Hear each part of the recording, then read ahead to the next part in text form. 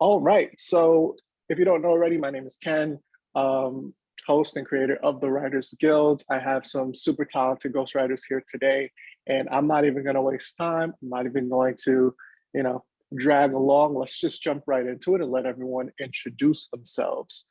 So why don't we go ahead and start with Liz, if you don't mind.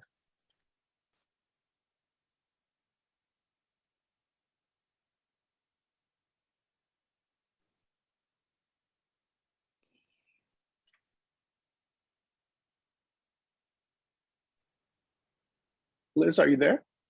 No, she's not. Okay. Well, in the meantime, we could Hey, jump. Hey, she's talking, but we can't hear her. oh, that's unfortunate. Check your That, settings, Liz.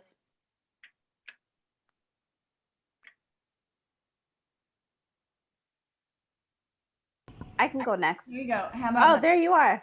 oh, there you go. Yeah. Hey, Liz. My son was messing with my computer last night and he muted my microphone, apparently. Um, okay.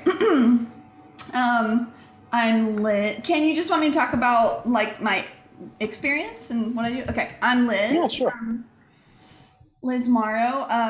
Yeah, professional ghostwriter. I've been doing writing and like working with entrepreneurs on and off for the last in different ways for the last 10 years. Been ghostwriting full time for about the last 5.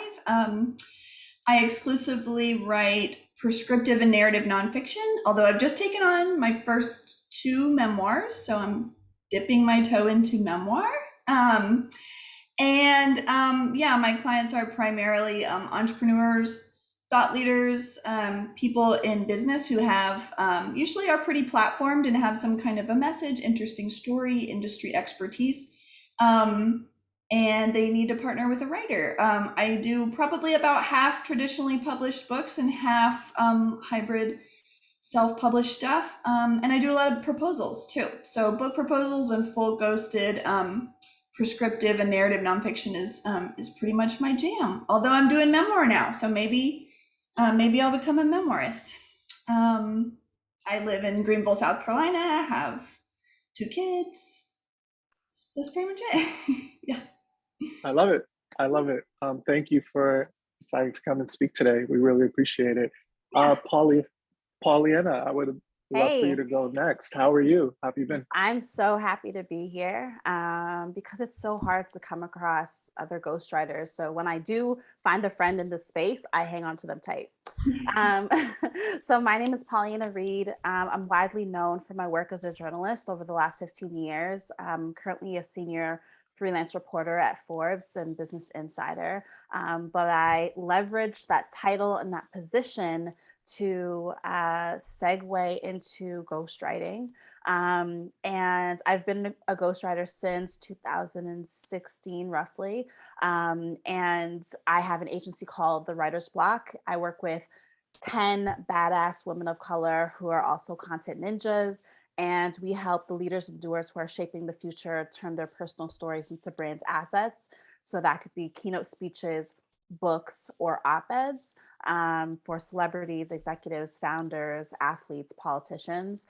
And I have fun while doing it. I really feel like this role, ghostwriters are not ghostwriters to be famous. Like, we're not trying to see our name in lights. This is a position of servant leadership. And I like taking a back seat. I like being a fly on the wall. And I really, really enjoy the work that I do. And this is something I could see myself doing forever. What an intro. That's amazing. Thank you for being here, Pollyanna. Next, we're going to go over to Danielle. Please, Danielle, take it away. Hi. So I started my career in public relations, hospitality, and I also was a personal chef at that time. And I transitioned over to a company that's focus was fitness and wellness. And I went in-house and I was the only writer there. And a couple of their clients needed a ghostwriter on their books. And so their manager came up to me and was like, do you know how to write a book? And I'm like, no. Will there be an editor? Will someone guide me through this? And he's like, yeah, we'll figure it out. So my first two ghostwriting projects, my first two books went in blind simply because at the company, I was the only one who knew how to write. And what I found doing ghostwriting on the side was I enjoyed that way more than sending pitches that felt unheard as a public relations person. And like Pauleanna said, we don't get into ghostwriting to have our name on the book. It's cool if that happens, but as a publicist by trade, I felt like I never got credit for anything or any thanks. So what I find different from the two of those careers is that I feel very appreciated by the client, and I feel I am doing a service that is meaningful to me, because the people who I have had the opportunity to work with align with my moral and ethical values. And as I continue to grow in the ghostwriting field, I keep getting stronger and stronger clients with stronger and stronger voices and visions. And as Pauleanna said, I don't necessarily see myself doing anything more than ghostwriting. On the side, I do journalism. I write for National Geographic and Fortune and Bon Appetit and Travel and Leisure. So I utilize my name as a journalist to build credibility, I guess, on my resume to prove to authors that I have the strength as a ghostwriter, despite my ghostwriting credits. Also, journalism allows me to expand the topics that I can call myself an expert in, which is great. So yeah, journalist, ghostwriter. I do prescriptive self-help. Have not done memoir, although I've been told I should dip my toe in that water, but I feel really intimidated by that. Anyways, also the biggest thing I like about ghostwriting is it is a money maker. I think if you're a freelance writer and you actually want to make money, ghostwriting is the way I have found where my money comes in big. So anyways, that's me. That's great news and a great segue, because that is what it's all about, right? I think the people that are here, what we all share in common is that we enjoy writing, but the aspect is money at the end, right? We have bills to pay, we have other things that we want to do. And it's nice to hear that you would believe that ghostwriting can do that for you. So thank you for that. Last but certainly not least, we have Kern here. Kern, please feel free to take it away.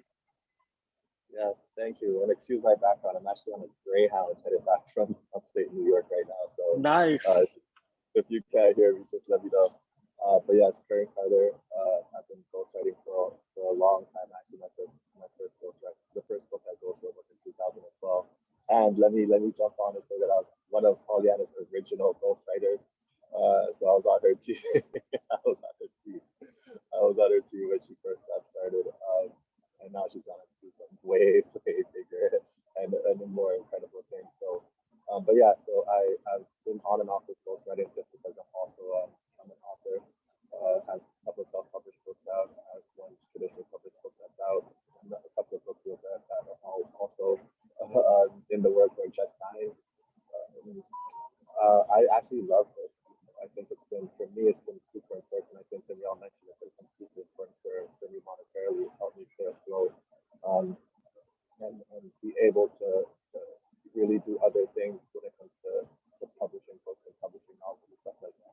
But ghostwriting has been incredible because all I want to do is my life is write, and being able to do that and make money has been a blessing. So I would encourage anyone out there, like Danielle kind of mentioned before, if you are thinking about, if you are a writer, freelance writer, thinking about finding a way to make some kind of income and a stable income. Ghostwriting it's not an easy thing to do. It's really not an easy industry to get into, to be completely honest. But once you do find a way, once you do find the niche that you're kind of comfortable with, I think it becomes a little bit more, it makes a little bit more sense. So yeah. Thank you for that intro. And you actually kind of opened up into our first question. So let's dive right in and paint a picture. Let's say someone hears about ghostwriting. It piques their interest. They want to start doing it. What do they do first? Where do they start? There's so many niches and ways to become a ghostwriter. It sounds like. What advice would the four of you give to someone who wants to get started but doesn't know how to? I can go first. I always tell young ghostwriters to start a content library of your own. So whether that's a blog, whether you're contributing to another publication, your writing should be public. The next step I personally took was I actually worked for an agency for 2 years. I met someone who is an OG in the game, who's been in the communications industry for, I don't know, 20, 30 years. And she had an opening as a freelance writer. And so my first assignment was to ghostwrite a speech for a supermodel who was speaking at a global summit. And I nailed it. And that was my first taste of what ghostwriting felt like. But it doesn't always happen that way. I feel like you have to advocate for yourself. There's no like giant opening, you have to advocate for yourself. You have to tell people you're interested in this work. And sometimes that may mean taking on, free clients in the beginning.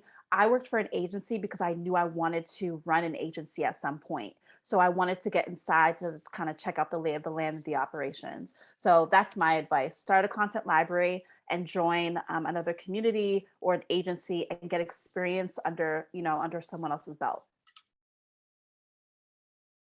Yeah, and to piggyback off what she's saying in regards to the content library, if you have an idea of what type of ghostwriting you want to do, whether it's a topic, like if you want to write for someone who is passionate about environment, or if you want to write about CEOs, or if you want to do memoir, start writing content of the topics that interest you, because no matter what level you are, they're going to want to see writing samples. And if you can provide writing samples with the topic of that book or of whatever that author is passionate about, that will only help you, because they want to see, one, what your voice is and how you can, as a writer, become a chameleon for other people's voices. And what's cool about ghostwriting too is, like Pauleanna said, there's speech writing, there's ghostwriting articles, there's ghostwriting books. It's not just books, it's anything with words.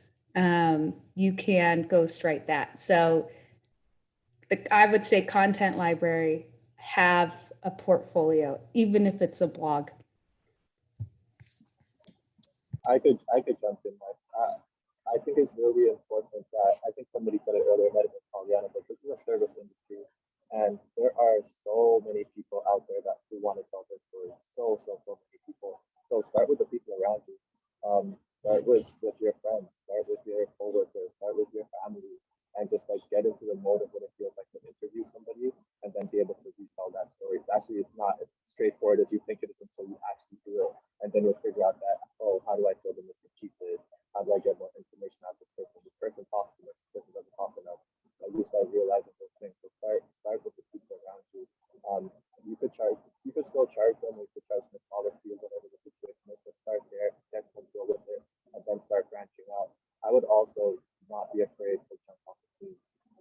Again, I told you I jumped on Pauleanna's team, and she was starting off, and that helped me a lot. Again, just understanding systems, understanding how it works, understanding the sales aspect of it. So don't hesitate to jump on a team, but I would say definitely start with your circle and find people around you, because that part won't be hard. Finding people who want to tell their story, that part won't be hard at all. Everybody wants to say something about themselves. So I'll start there, get comfortable, and move on. Kern, can you move your phone or something a little bit closer next time? I'm having a little, I don't know if everyone else is, but you're muffled just a tad. Yes, I was going to actually ask if everybody could hear Kern all right. I heard, I'd say most of what you said, but I wanted to make sure that everyone else could. So yeah, I'm sure you'll be good now that it's a little bit closer. Yeah. We want to get as much information from you as possible, make it as worthwhile as possible. I wanted to say I'll too, try to keep it there's a lot of so I got my start helping like assisting another really successful writer. And so that's like, it can be harder to get a position like that, but I sort of did it a la Ryan Holiday. I'm not comparing myself to Ryan Holiday, but he was he was Robert Greene's like research assistant for a long time and did all the legwork, learned how to write a book, learned how to interview, learned how to research, did all that kind of stuff for Robert Greene for a long time. And that's basically what I did for Jeff Goins, who's still a dear friend of mine. And I have a lot of complicated feelings about like subcontracting, but it is a way to get experience, to get your foot in the door. And, you know, there's a lot you can say about like the NDAs required and if you can say you worked with this person, and but there's like doing it for free just for the endorsement or for the introductions or for the experience or just to learn. Like, I mean, even just like cold emailing writers who need help, or, you know, ghostwriters, or like look at the like Google agents who like represent a lot of ghostwritten books, or, you know, like on the, if you happen to know, like, or you can even see it sometimes on the cover, you know, if somebody is like credited with so-and-so, like, you know, email that person and see if they need help. Like, there's a lot, I mean, so many successful ghostwriters have help. And I got started because I was that help for a long time. And then those people helped me become, you know, a person who's not the help anymore or whatever. But there's no shame in that. And it's such a great experience. And it's, you know, like Pauleanna said, it's not like there's no straight path. It's not like, you know, there's so many creative professions, you know, they don't have that direct route, but finding somebody who needs help and doing it that way can be really good too. That's what I did, and it worked out. I think it's also important to piggyback. I hate that word, but I think working for somebody or helping somebody will also give you the opportunity to really figure out if this is what you want to do as a career. Like, you get a little taste of it to see if you're really cut out for this shit, because it's not that easy. You have to be a people person. You have to be organized. There's so many characteristics that you really have to master in order to play at a high level in this arena. So I think, yeah, what everything Liz said was spot on, and that'll give you the taste that you need to really figure out if you want to pursue this on a very serious level. Danielle, did you want to jump in? Okay. I'm actually seeing a pattern here already, which is really cool, that I want to kind of mention and bring up. It seems like you should just get your feet wet first and be comfortable with working for free to some degree if it means you can get a lot of experience. Would you recommend that a writer do that if they have zero experience, or even if they do have a portfolio? My opinion on that is It has to be it's strategic. complicated. Wait, it's what? It has to be strategic if you're going to work for free. Yeah, right? like view it as an internship. But at the end of the day, you need to live, right? So don't undervalue your worth. But if you are completely new at it, look at it as an internship or something like that. There's tons of writing groups, ghostwriting groups out there on Facebook and stuff like that. Join a group, ask questions. What I've noticed in the ghostwriting community is everybody wants other people to succeed. That's been my experience. Everybody's open about rates, what we get paid, should I charge more? I ask questions, be open to the experience, explore, have a sense of adventure. Just make sure you don't undervalue yourself and that you don't go homeless. You know, like Yeah. I think, well, I mean, it really depends on what your situation. When I started ghostwriting, essentially, I still worked my 9 to 5. So right? did I. Like, yeah. So I had an income. So what I did was, it's interesting because I said that keynote speech was my first opportunity, but I'll rewind a little bit. I actually asked the president of the company that I worked at, the president of Lord & Taylor, if I could ghostwrite her commencement speech for a graduation. Because I had applied to work in the communications department, and they actually said no, even though I had all the credentials of journalism, and even though I was a master, even though I could run circles around all of their asses, they said no because I didn't have a degree. Ghostwriting is not something you can necessarily take in school either. So when I went to the president, I said, hey, like I have these additional skills that I could use. I would love to help you. And that was essentially for free. Like it wasn't included. It's not part of my job description or anything like that. But because it was the president of such a reputable company, I leveraged that so I could get more bigger names. Liz, I saw your hand up. Yeah. Oh, well, I was mostly Yeah. just saying, yes, like I swear, the reason my email or my resume gets looked at by anybody is because there are certain names on there. And Right. the reason those names are on there is because I strategically did things for them or asked, I mean, like there's a whole chain of like so and so introduced me to so and so and I did such and such for such, like this chain of like connections and doing things is, long, but like, yeah, like Pauleanna said, like if you're going to do something for free or you're going to do it for cheap, like it has to be strategic. It has to be purposeful. You have to know what you want out of it. You want that person to write you an endorsement. You want an introduction to somebody else, and not to be like, this isn't manipulative or, like whatever. This is like Pauleanna, what's that the term you have when you endorse somebody, but you don't say endorse, you say something else?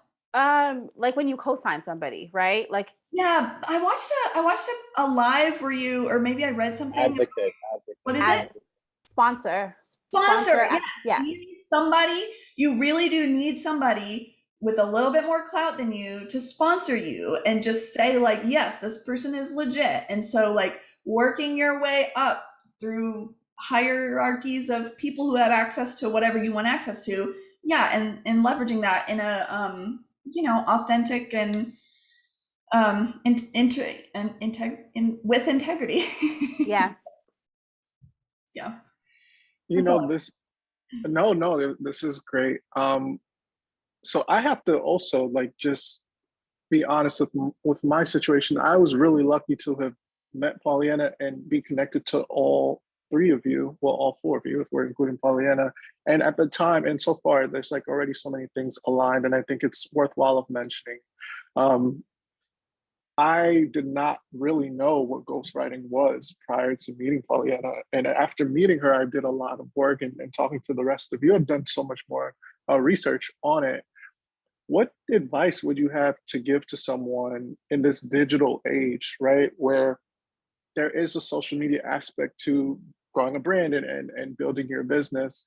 In my situation, I got started on Twitter. And I'm now learning that there is an avenue for people who want to grow their Twitter, who want to use that as leverage to create business leads and continue to grow their business. Is there an angle you feel for people who are interested in ghostwriting, but maybe they want to do it on a particular social media platform? Is that an angle? So I'll start. So I find that I get hired a lot because I double down on storytelling on my social media. So like when they research me, they can see talks that I've given on my YouTube channel because I use my YouTube channel as a portfolio for my speeches. If they go on my Instagram, they can see they can click on any post and they'll see a caption that I've opened up, I've expressed how I feel or my stance or my opinion, or I'm sharing something vulnerable. And so by illustrating my ability to storytell and my ability to I guess my range and my expression, it makes the client feel comfortable then coming to me and being like, I see parts of myself in you, or I really loved when you shared this, or, it helps the conversation because the client, like, the client is trusting us. We're a human diary, right? And so if you are stiff as a board, right? Or if you don't show parts of your life, like Liz, I love how much like you love your family, right? Like you share so much joy around your children and around your family, your husband. And so like that is a plus. Like people want to work with people that they like, that they can relate to, that that they have an energetic exchange. So yes, absolutely. Storytelling, I think across any platform has definitely helped me. I'll let Kern or anybody jump in. Yeah, that's a really good point. Can you hear me okay now? Okay, good. That's a really good point. I'll take a different position just so we can kind of broaden the conversation. Yes, social media is super important, but what I've found is that I think the trust element is even more so important, even if you're not super active or super public on social media. The people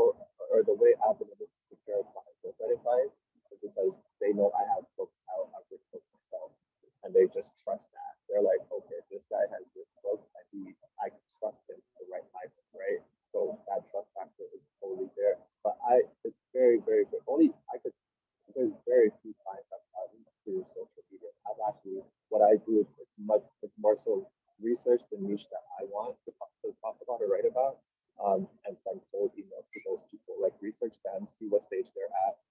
I know what I want to write about already, and then I send them cold emails with pretty much what their story is going to be about. I tell them. I don't even ask them. I'm like, here's what your story is going to be about. You know what I mean? And then we bail, and I always play the long game. Always. So if they're not ready to write a story yet, I can write your proposal. We just literally the last two times we wrote the proposals a year ago, over a year ago, and now they're ready to be like, all right, let's write the whole thing, right? So I always play the long game. Yes, social media is important, but I would say trust is much more important. Like, how can they trust you? And again, yes, I am public, so again, I'm not saying social media is not important. You could go on my blog. I have literally hundreds of blog posts, so people know who I am. But the fact that I don't usually leverage that. I usually leverage the fact that I've written books before, and I leverage that trust more than anything. Thanks for that, Karen. And if everybody else wants to add, they can jump right in.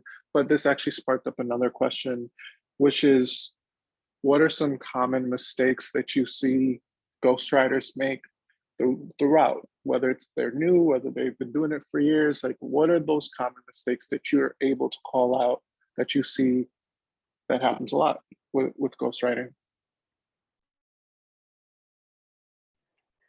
I think that you have to think about, you can't just be a creative, you have to be a business person, right? So like everything from the onboarding process, I've seen some of my friends who are ghostwriters lose clients, or clients become disinterested because they're sloppy, because like their onboarding process is not tight, because they don't have a system to organize files, because their contracts is not, like my lawyer, my contract is like not 100 pages, but it might as well be, right? It's, so like you have to come across professional and organized. My former life in the corporate world was a executive assistant. I was an EA for 10 years. So clients love that, right? And so I leverage a lot of transferable skills that I got from the corporate world into my entrepreneurial life.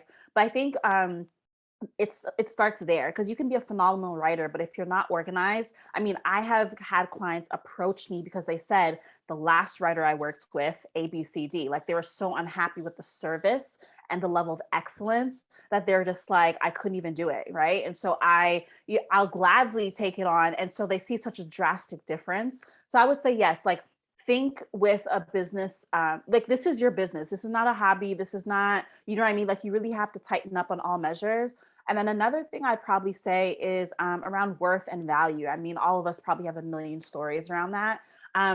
And Danielle mentioned earlier that if you join communities, if you befriend other writers, you will learn the numbers. And also, I also think that, building your experience, you have to obviously justify like what number you're putting on the table. But open up that conversation, ask other writers what they're charging, and then you'll be able to play in the same game. I had a friend of mine who was literally charging less than, like 3 times less than what I was charging for the same, for a book project. And had we not had a conversation, she literally would have, I mean, I know she would have continued screwing herself over for years to come. So yeah, I would say tighten up on your systems and processes. And then around pricing, just being very confident in what you bring to the table and be willing to walk away.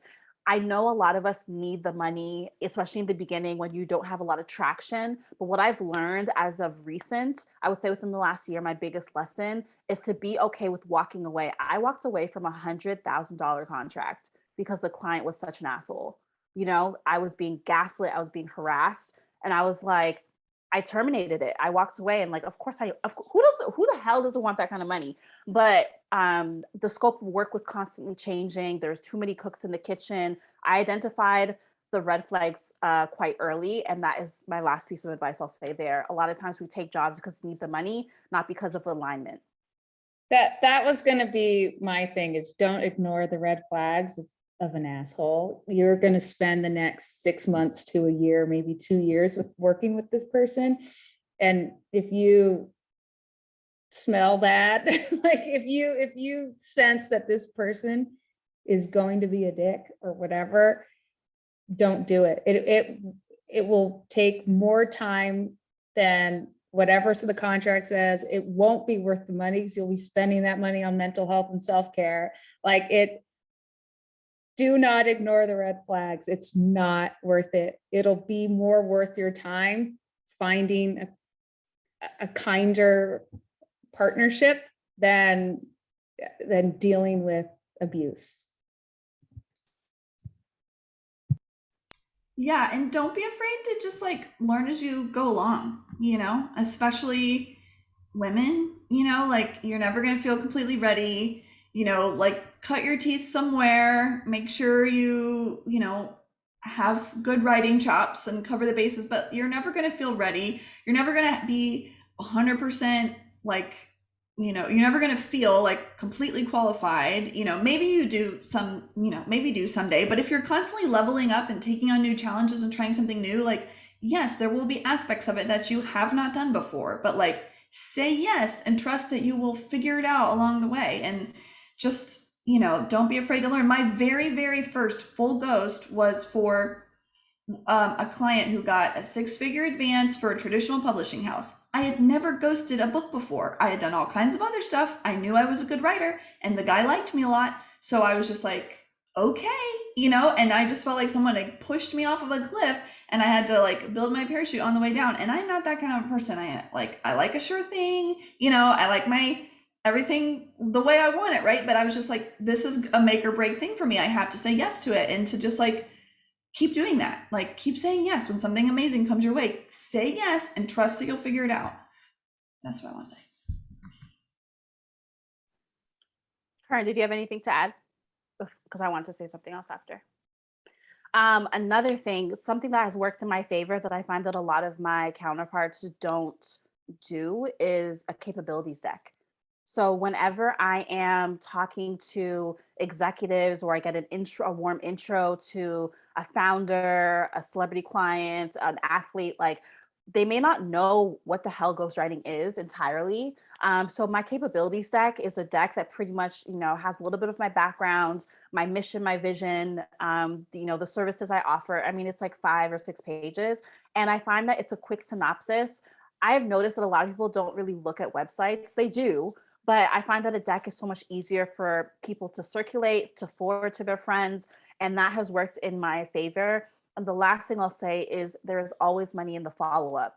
I find that a lot of my friends, if you were to if a client says no, a lot of people just kind of take that and they don't ever follow up or engage with the client afterwards, because you just think the client's not interested, so I'm going to move on. I've had clients circle back to me 6 months, a year and a half, 2 years. Now, Pauleanna, I'm ready. I want to start the project. So I still engage, even though a client says no, I will still engage with them. I'll check up on them. I'll ask them how they're doing. We might even jump on a call just to touch base, a quick 15 minutes. And I still build that rapport and that trust, because even if the timing is not right now, it could be right later, or they may have a referral for you, which has definitely worked out for me too. Thank you for adding that. Can I get that? Yeah, go ahead. Catch it. Go. Yeah, let's go. No, let's make it. I want you to send me your capabilities deck. So good. It's so good. I will definitely send it to you. Yeah, can you just send me a quick email, because I want to see that. I want to make for one. sure. As many resources as possible, and which is going to be another question. I didn't want to bring it up yet, but since we're on the topic, right? What are some resources, like a legitimate, actionable resource that a new ghostwriter could use to actually grow and sharpen their craft? Is there a website or a book or anything really that I think all of us experimented? I don't even know if there's any. Karen is shaking his. Fascinating. All of us. I started with 0 clients, 0. I didn't really have connections. I would say get your hands dirty, jump on a plane, train, automobile, get in rooms, meet with people, build relationships off social media. You have to hustle. You have to make sure that people are aware that you want work, that you're available, right?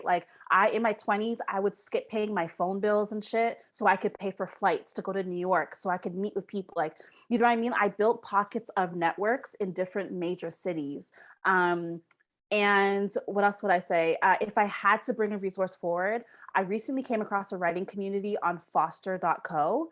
It is phenomenal, and pretty much it's a community where they have amazing workshops and master classes, but you can also get feedback on your work. So when you as you're building your content library, if you upload a blog post to the site, other writers will chime in the Google Drive, and they'll write comments, and it's so brilliantly created. I love the user experience. And so I definitely think, like, on the back end, even while you're working with clients, even if you think you're at the top of your game, feedback is always appreciated from other peers.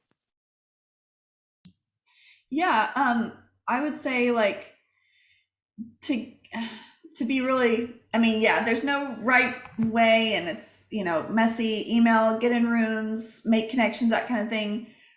The most practical, I mean, like, there are agencies, like, you can just Google like ghostwriting agencies. I don't, use them a whole lot anymore, but like a lot of my first clients, there are agencies you can be a part of that pitch you work, and some of them even pay, like, okay, especially at the beginning.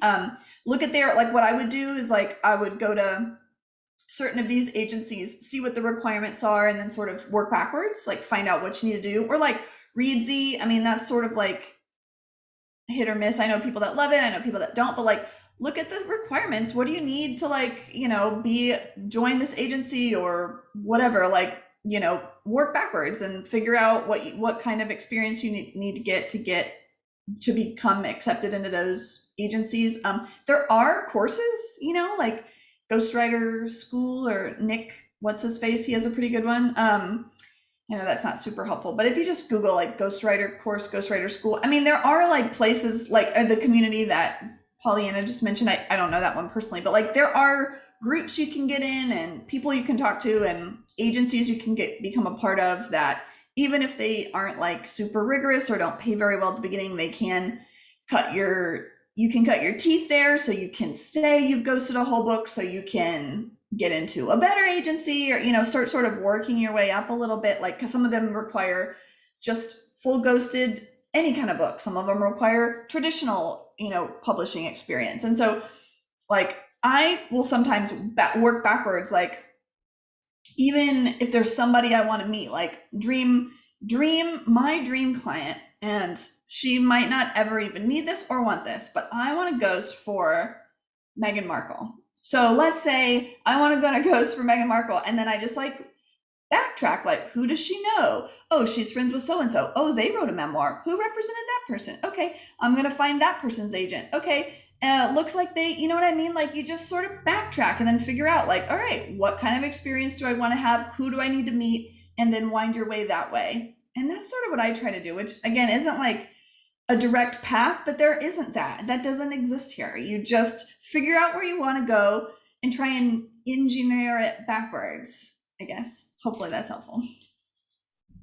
I linked Jane Friedman. If you go to her website, she's a wealth of knowledge, and her blog posts are just very, very helpful, and she has templates for book proposals, and just, it's like a library of things for writers and ghostwriters. She's a good one to just like poke around and see what she has to offer in regards to like tangible resources. I love her. I echo Jane Friedman as well. Jane Friedman, got it. This is super helpful. And Danielle, I know you mentioned there was a Facebook group as well that you said is also really a great resource. Do you remember the name of the Facebook group? It's a women's only one, but it's like a Finders ghostwriter. Yeah, it's only women. I can't think of. I mean, I've stuck with that one because kind of because of that, but also just like how good they are about talking about rates and stuff like that. They're just like, no secrets in that group, which I really like. That's so cool. Yeah, that's awesome. Oh, I thought of something else too that's gotten me a couple gigs before, is I formed a little mastermind with a couple other women who they're not even all ghostwriters. Some of them are editors and stuff, but we sort of leverage, we're all like pals, and we meet once a month and do a long Zoom and talk about goals and all kinds of other business stuff. But one of the cool things about it is we've leveraged, like they've introduced me to who they know, and I've introduced them to who I know. And we sort of have, we're all at the same level. And so we've all, but you could do this at any level and sort of leverage each other's networks and, like form your own group. I mean, like form a bigger one, but I've really benefited from a more intimate one. And as each of you grow, you bring the others up along with you and introduce them to who they know or who you know. And anyway, that's been really cool too. And so maybe try that and get in a group or start one yourself. Yeah, I find a lot of people wait to be invited. They wait to, you know, get a seat at the table, but you could literally build your own table. Like me and Danielle are in a similar group, but it's literally an intimate WhatsApp group with a few other writers, and we just chit chat and powwow and share experiences. So I agree with Liz. And Pauleanna and I met on Clubhouse. Yeah. Which do people go on Clubhouse anymore? Do we know? I have no idea, but still, that's still an avenue, right? It was a great COVID tool, that Clubhouse. Speaking of more tools, I have another question that I think a lot of people probably have, which is essentially client relationship, right? What are some really useful ways to build rapport with a new client so that you're on task, you have systems in place, and you can actually create a successful product for them? I would say one thing, and I'll say this from a recent mistake of mine. I went on a trip to Scotland for a month. I just got back, and I'm working on a book proposal with somebody. And my mistake during that time off was not touching base almost at all. So the mistake was he was following up with me, which I never let happen. And so like, even if you're working on something and you don't need anything from the client, just give them an update, send them an article that's relevant to the topic, make sure they don't follow up with you. You should always be the point of first contact. And having never really done that before, and then kind of drifting this past month, was I didn't feel good about how he might have thought of me as the organized writer, the professional, because I wasn't as on top of it as I should have been, despite the fact that I was still working. He had no idea because I was silent. So always keep in touch, whatever that means. Send an article, send something. Always keep in touch. I kind of jumped in on that too. I would say really take the time to get to know who your client is and how they like to communicate. Some clients are, I don't want to say needy, but they prefer a lot of attention, let's say like that. They prefer that you communicate with them a lot. Like I have one client I'm thinking about right now that if I go a week without talking to her, it's a volcano heavy record. So you have to know that. But there are other clients that go 2-3 weeks and just send them a text like, hey, everything's cool. They're fine. They're just like, oh, don't worry, like, we're good over here. I trust you, blah, blah, blah. So get to know their style of communication and get to know them personally as possible. You are going to be working with them, I think, in one place for at least 6 months. You want to know something about their family, their friends, their work, like something a little bit outside of the direct work that you're doing with them, just to help them feel more and more comfortable through the process, because it can be a little bit of an arduous process if you're not careful with the way you kind of manage it. So I find that clients tend to hire me for repeat projects because they love that I always add value. So when a client hires you and they pay X amount of dollars for a book project or a speech, right? They want to know that you are going to be resourceful, that you take initiative, that you're thinking ahead. So some of the ways I exhibit this is, clients in our discovery call, they have questions, and I make sure that like I, in my own personal time, I research the industry so I can confidently answer their questions, because they're coming from a blank slate. They're a blank canvas. And if they work with me, they want to trust that if I don't know the answer, I'll find it out. Or like I'll be able to bring forth a wealth of information about any concern that they have. The other thing is, not only do you want to reduce stress, but you want to add value. So I do not participate in the marketing of the finished product of the book. I'm not a PR, I'm not a marketer. However, from being in the industry for quite some time, I give clients a packet. It's like 8 to 10 pages of marketing notes that I've just picked up from reading books, from just my own personal research. And so I've had clients have tremendous success just off my free booklet, or what, if you will, alone. And yeah, like those little things like make such a world of difference, because they really feel like you have their back. And then the other thing is, I would say, just like how you listen to the client, right? So the client, like, this is their first time sitting in long form interviews. This is probably the first time they're holding a mirror up to themselves and addressing some of their demons, right? And so making sure that you create space for the client to be able to sit with those moments, for the client to feel heard, to feel seen, is very critical, because if they get triggered, if they get scared, if they get nervous, I mean, they could pull the plug, they could terminate the contract, or it could just delay the schedule that you have in place. So just like kind of mastering and giving your full attention to when you do spend time with the client via phone or in person. I find, when I've created a safe space, it has helped not only build the relationship, but they hire me for future projects because they just know, like, I can trust her.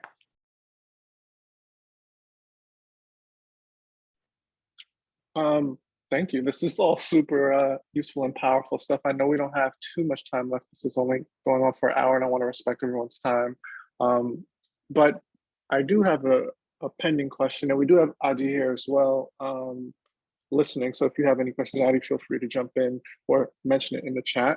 But my question is project management.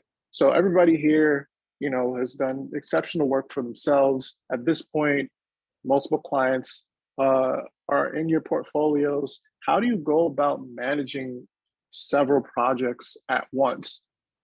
One, as it pertains to just your time and your work-life balance, but two, as it pertains to just getting the most important work done, in terms of time and things of that sort. How do you go about managing your projects? Yeah, I'll start with this one because this is recent for me, like even over the last 2 years, and I told you I've been doing this for a long time, but I literally just started becoming organized. I would say I'm not going to get specific with find a specific organizing system or like whatever, but find a system, find something that's going to work for you. What works for me out of everything is very simple. It's a calendar and a task list.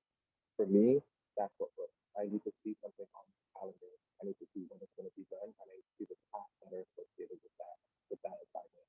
That's for me, and that's because I have multiple things. It's just the ghostwriting, novel writing, it's the other stuff that are happening, other projects that I'm looking for. So if I don't have that calendar um, of what's happening, along with tasks that are connected to each of those assignments, it becomes very, very, very very. If it's not in my calendar, I literally forget it, and I won't do it, and it'll be horrible. It's happened a couple of times. To say it's happened a couple of times. So I have to be very cautious of that. If you need, I never, if, without any kind of process or system, you don't have a business.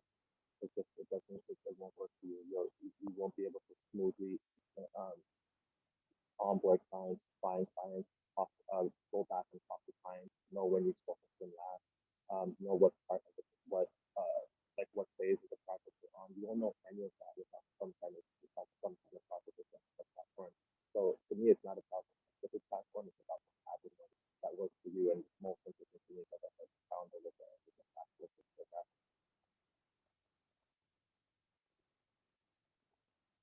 I think we can all agree with that. I use my calendar, and I have an agency model, which is a little bit different. And so I have a team dedicated to managing the projects. So we work in the calendar, everything, all the due dates, everything, internal due dates, external due dates. We are very meticulous when it comes to deadlines, because if I tell a client that I want to deliver on X date, I really try to hold up to that promise. But you know, the creative process sometimes is very fluid, and if I need extra time, I communicate that. But I really try and stick to the dates that I promised the client.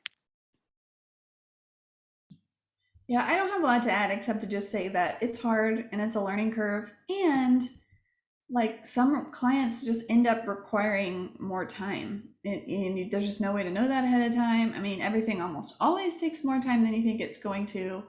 And sometimes people's edits are way more than you think they're going to be. And sometimes you think you have a great idea and halfway through it completely changes. And so, yeah, I mean, this is something I don't want to lend any kind of great advice because I'm still figuring this out. I'm not super great at it. I just like intuitively try to say yes to the things that feel really right and trust that it's going to work out and I will find the time. And like Pauleanna said, like, don't underestimate. I think this is a little woo-woo and easy to say when you have some like experience and are doing well. I know at the beginning, sometimes you feel like you just have to say yes to everything.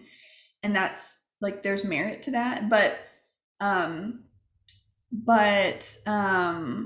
when you get a little bit further along, trust that like the clients that you get are the right ones for you. And if you need more time or things are changing or they're turning out differently than you thought, like trust that they're going to be okay with that. And, you know, I mean, obviously sometimes people have hard deadlines for something they're trying to hit, but things happen and the idea changes, and just like be honest and trust that, you know, if the right client has found you, then it's like it's going to be okay and you're going to find a way to get it done, and they're going to be okay with however that happens. So that's I think, yeah, just take accountability. exactly, Like, because clients don't like when you like bullshit them and when you lie, when you make excuses. Right. Like a client does not care if you had other shit to do. Like, just don't even go there. Just let them know you need more time. Yep. And just own up to your shit if you miss deadlines, even if it's by mistake. Yep. Don't let them follow up with you. Yes. Oh my gosh. Like Danielle, you like that is like my kryptonite. I don't like when I like to be 2 steps ahead of the game. If the client emails me, I'm dying. Like I will literally just melt. Yeah. Same. Can I just throw in one more thing? Yeah, please. Just be careful on who you recommend outside of your team. So like Pauleanna said, she doesn't like do marketing, but she has a little that list of, it's like a booklet that helps people, right? I don't do that, but I like that idea. But what I often do is be like, okay, I'm not gonna be able to edit. So here's someone to edit. I can't do it. I'm not gonna do this. Here's someone to be able to do that. But I had a situation where those people have failed. Like that's a specific person failed. And the client is not happy with that. And I mean that person I used before, so you know, things happen sometimes. But just be really careful. Like before you recommend, make sure you, even though it's someone you trust, talk to that person to see where they are, see what their schedule is like, make sure they're not overwhelmed. Because the person I recommended, she didn't tell me this, but they were overwhelmed, and it didn't work out well. And it reflected poorly on me because I didn't do that person. I sent them there. So just be careful with who you recommend. Thank you for adding that. So before we kind of wrap up, I wanted to answer Addie's question. It's in the chat, but I'm going to be pulling it up as well, just in case anyone can't see it. So Addie asked, how do you emulate your client's voice? I am confident about my writing, but I have difficulty imagining this aspect. So that could be the first question if anyone wants to take it. I'm going to go first because I do have to jump off. Yep. First of all, you need to tell them, especially someone who's never worked with a ghostwriter, like I might not be able to get your voice the first time around. Let's work together. I'll send you a sample, couple pages, and we're going to work on it.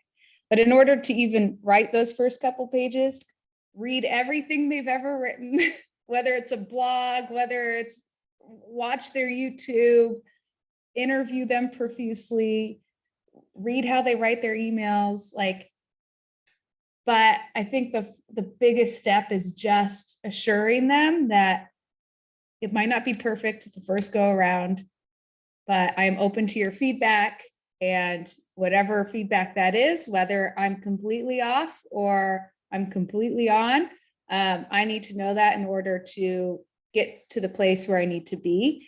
And then you just have to deal with that feedback. You cannot take it personally. You need to learn, you need to listen and get it right the next time, or very close to right. You'll always get feedback like, oh, I wouldn't necessarily use that word. I worked with a client last year and I put something in there like, oh, geez, or something like that. And she's like, I have a lot of church going women who will never use the word geez because it's too much like Jesus. Let's just take that out, or something like that. And like, that's just something that happens. Like, of course, I'm not going to know if you're just not, you're not that person, but you will learn. And hopefully that person is kind with their feedback and open to giving you feedback and understanding the process. But that's part of our job, is to teach them what that process is as a collaborator with them. And then you just get it. But take note of how they talk to you, take note of how they write things, whether it's super casual, and then ask them like, what type of tone do you want in this book? I'm working with someone right now on a climate change book, and he's like, I want to be self-deprecating. It's okay if we cuss sometimes. I want the reader to not feel ashamed, because they are making mistakes like we all are. Like, that's part of the interview process as well. But anyways, I do have to jump off. Sorry, it's 2 minutes early, but y'all use me as a resource. I'll use you guys as resources. Adi, if you ever have any questions, feel free to reach out to me. I'm sure the rest of us too. Thank you for showing interest in ghostwriting. It's the love of my life. So thank you. Have a great holiday weekend, everyone. I'm sorry. Bye. No worries. In fact, you know what? I don't want to just go back on what I said. Everybody does have a schedule, so totally understand if we have to cut things a little bit short, just to, appreciate everybody's time.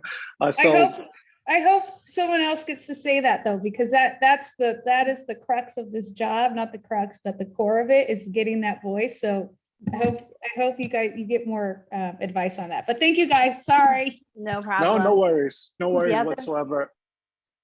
The other thing I'll say is sometimes you come across clients who don't even know their voice, right? And that's quite frustrating because sometimes they want to take on the identity of someone else. I want to sound like Malcolm Gladwell, or I want to sound like Oprah. And I'm like, woo, like, no. Like, I feel like, it's a little bit of coaching, conversation, interview. I had a client who once told me that I made them sound too intelligent. Like, they knew their audience very well. And so I made them sound too intelligent, and they wanted me to simplify things a little bit more. And I've also had the opposite effect. I've had someone who did not use big words naturally in their day-to-day language, but they wanted me to make them sound like they were a Harvard professor. And I was like, what the hell is going on? So I do find it's part of the creative process to figure out what that looks like. That's really fascinating, Kurt. Yeah. No, I was gonna say, I was thinking of finding me and Pauleanna work with that was very aggressive when he spoke, and when he spoke very individualistically. And then when we went to write exactly what he wrote, he was just like, no, this is not me. Yes. Oh my gosh. We had a client that we were working on his book, and he screamed at the team, and he pretty much said, I would never say shit like this. And then literally I told him, like, this particular sentence that you're screaming about is from the transcript. Like, you literally told me this in the transcript. And it was ludicrous. That happens to me a lot. I was telling my husband just the other day, I was like, one of the craziest parts of being a ghostwriter is you actually realize how little people know themselves, because they I cannot tell you how many times people have said, I wouldn't say that. And, you know, I have the receipt of you saying it. Like, it's crazy how often that happens. And I'm like, you know, you have to be professional and you don't want to like rub it in their face, but it's just, it really is insane. And Yeah. And yeah, then the I have other to have thing, some humility about it and just be like, okay, yeah, and then the same client that was screaming to the team, me and Kern, was like, do you want me to just write this myself? And I'm just like, I don't like when client like, because we go through a very specific process on our end. It's multi-layered, and when clients insult you and tell you that they could just do this themselves, yeah. not like, even knowing our backgrounds, knowing the lens in which we're looking at this project, knowing the amount of time, the research, like there's so much shit that goes into producing the final product, and for them to just dismiss that whole creative process, like that's definitely a red flag. And so you just want to be very, very mindful of who you're working with. And like, I like someone who's just honest. Listen, I've never been through this process. You know, I'm not really sure of the tone. Like someone who's just honest, and we can work together, because this is a business partnership essentially, right? And so, like Kern said, it's a long game, and I want us to figure this out together. Pauleanna, you felt that person, so you knew from way back then. This was probably 2016 or something like that, 2017. So you knew even back then that you can't say yes to everything. And we eventually walked away, and we walked away from the project. And later on, he actually earlier this year, he came back and he said, your team was the best ghostwriters I've ever had, and I want you back. And I said, no. I said, fuck you, no. Yeah. That is insane. Wow. Yeah. I'm like we literally deal at with the edge of we my deal seat. with a lot of people who not only don't know themselves, but we deal with a lot of people who sometimes we deal with narcissists. I want to come out and be clear, right? We have amazing clients, but you get one or two that will throw you for a loop, that might gaslight you, that abuse you, that harass you, that will insult you, and then come back the next year, the next week, or the next month and say, oh no, like, I'm so sorry, let's work together. Like, you know, it's just, you know, it's a constant and that's why as creatives, we also have to regulate our emotions, right? You know, I once had a client who was so verbally abusive that, and it doesn't happen often, but when it happens, it really stings. I would forward her emails to my lawyer, and my lawyer would actually draft the response, because I did not want to respond in a heated manner. My lawyer would draft the response, and then I'd copy and paste the response to the client, because there's like, you don't want none of this. Like, you don't want this smoke. Okay. And so to be responsible and to, you know, to not to manage my reputation, I had a lawyer who was fantastic and helped me out with that. So that's another piece of advice. Last piece of advice is when you do your systems and your processes, and when you're putting your business hat on, you definitely want a lawyer, because there are times when you will deal with clients who are just very unreasonable, and it's not your fault. You shouldn't take it personal. They just weren't ready. They weren't ready. That's it. They just weren't ready to work with you. And so you get caught up in a cycle. And so you stick a lawyer on them and you'll be good.